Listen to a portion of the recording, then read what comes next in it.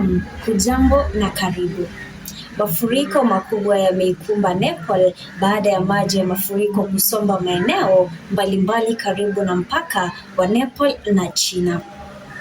Tukio hilo lilitokea Jumatano, Agosti 26 na kusababisha vifo vya watu wasiopungua 157 nchini Nepal, huku zaidi ya watu 400 wakiripotiwa kutoweka.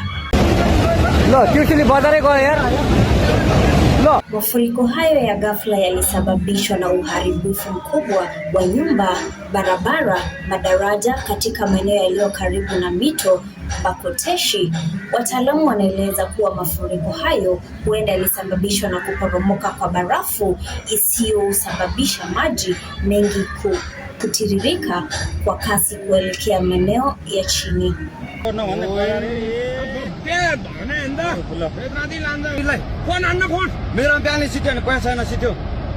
Waokoaji wanaendelea na operesheni za kutafuta manusura wa watu waliopotea, huku mamlaka zikihofia kwamba idadi ya vifo inaweza kuongezeka. Langu jina ni Adumo Valerian.